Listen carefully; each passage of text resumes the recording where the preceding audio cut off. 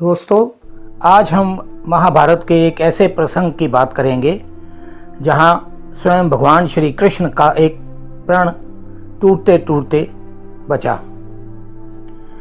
जब महाभारत का युद्ध होना अनिवार्य हो गया तो कौरव और पांडव अपने अपने साथियों और सहायकों की तलाश में निकल पड़े।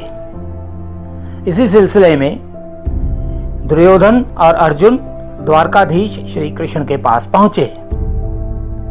भगवान श्री कृष्ण ने नारायणी सेना और स्वयं में से किसी एक को चुनने के लिए कहा।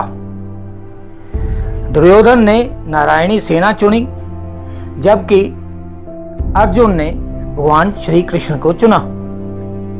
लेकिन भगवान श्री कृष्ण ने स्पष्ट कर दिया कि वे युद्ध के दौरान कोई भी शस्त्र या अस्त्र नहीं उठाएंगे। जब युद्ध शुरू हुआ तो कौरवों के महासेनापति भीष्म पितामह बने। उनके पराक्रम और कौशल के आगे पांडवों की सेना छिन्न भिन्न होने लगी।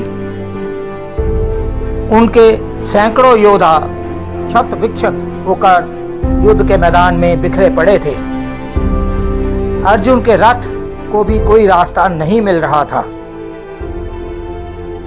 इससे भगवान श्री कृष्ण क्रोधित हो उठे।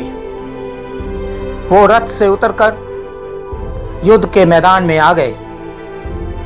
वहां उन्होंने एक टूटे हुए रथ का पहिया धारण कर लिया। जब भीष्म पितामह ने यह देखा तो उन्होंने अपने हथियार फेंक दिए। वो निहत्थे भगवान श्री कृष्ण के आगे हाथ जोड़कर खड़े हो गए। उन्होंने भगवान से कहा, हे भगवान, आप के हाथों मृत्यु प्राप्त करना मेरे लिए सौभाग्य होगा। भीष्म पितामह को इच्छा मृत्यु का वरदान था और यहां पहली बार उन्होंने ये इच्छा प्रकट की। उधर अर्जुन बार बार भगवान श्री कृष्ण से विनती करने लगे कि वे अपना प्रण ना तोड़ें। भगवान श्री कृष्ण ने कहा कि उन्होंने कोई शस्त्र धारण नहीं किया है। उन्होंने मात्र एक रथ का पहिया ही उठाया है।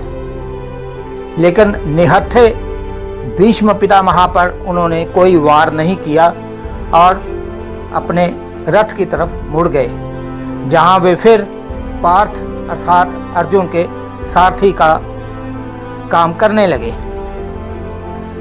तो दोस्तों, एक महाप्रक्रमी योद्धा ने लगभग भगवान श्री कृष्ण को अपने प्रण से हटने के लिए मजबूर कर दिया था। आपको ये प्रसंग कैसा लगा ज़रूर बताएं।